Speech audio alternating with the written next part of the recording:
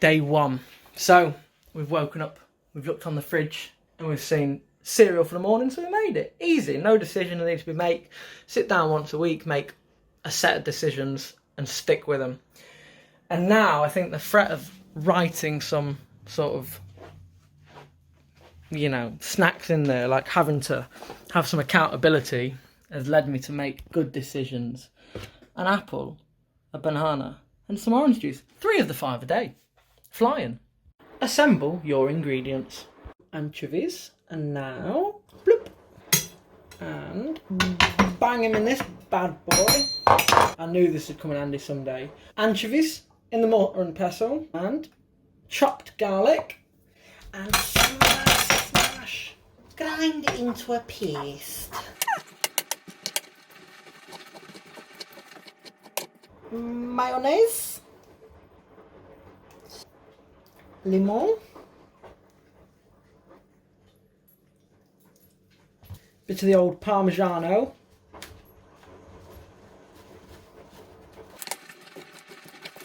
and water.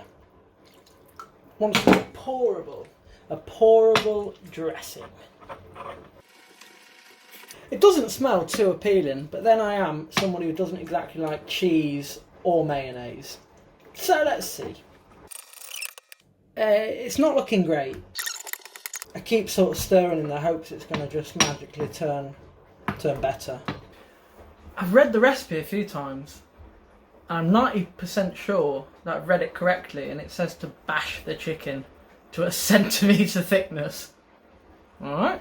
If you'd have told me that I'd spend me Saturday afternoon bashing the chicken, I'd have believed you.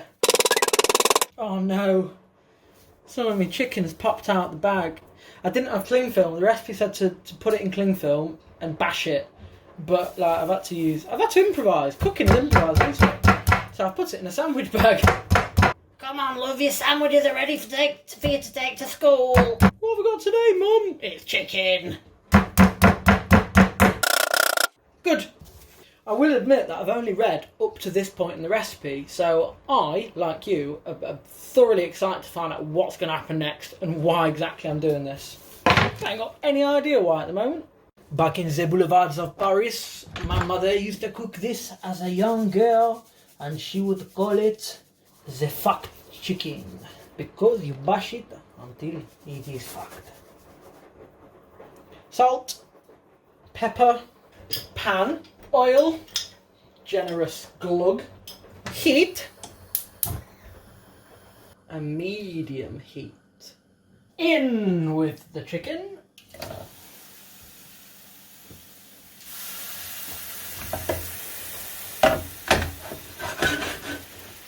Two to 3 minutes each side. Chilata, what are you doing, man? Get a bread knife. So this is where the panic really sets in. The chicken's cooking, we've got to toast the bread, the ciabatta's going off today, all of this sort of stuff just adds to the woes. I've got the wrong knife. Bam! What next? Leaves. Romaine lettuce. Remember to wash your lettuce. Some of these cooking techniques may or may not be correct. Lettuce washed in an oversized bowl. Cool.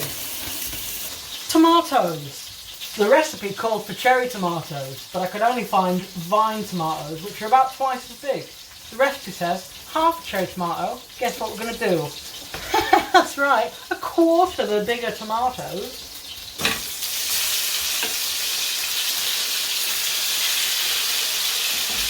Just like to highlight these fantastic bits of kit here, look. I mean, because everybody else, you've got your thing, you leave it on the side of the pan.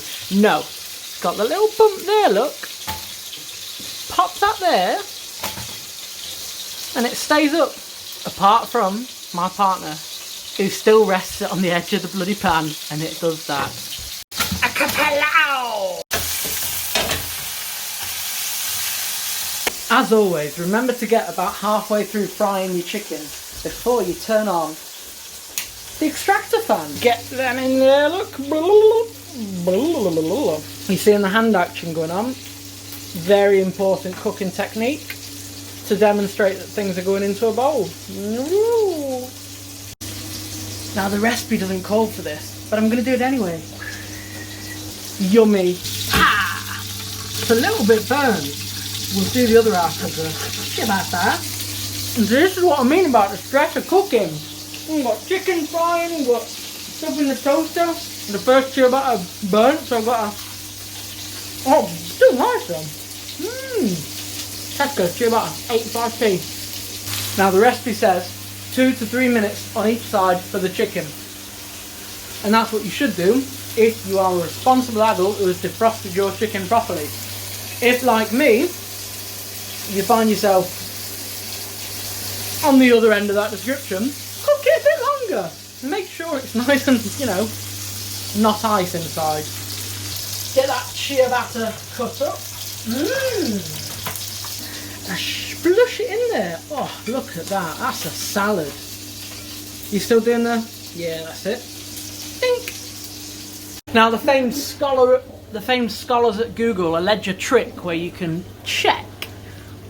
You cut the chicken in half and you check. Yeah, not pink, is it? Now that the cooking and the terrifying anxiety that comes along with it is coming to an end, it's time to crack open a cold one with the boys. Just me. Allow the chicken to rest. Good night. The last step is to take the chicken. Oh, that's hot. Oh man. To quote my grandma, you'd be hot too if I stuck you in a pan. And it's true, I would. And dead. I'd be hot and dead. Look at that, way too much chicken, man. Now we can take our lovely jus. Now I'm unfortunately not rich, so I don't own 2 salad tongs for tossing salads. So get your hands stuck in. Make sure you've washed them. Make sure you get a good feel for your food. Here's an expert trip that I've seen Gordon Ramsay do once or twice. Not wash your hands. I've seen him do that as well, but that's not the trick. Take a little kitchen towel and just run it round the edge of the rim. Just run it round the rim, look.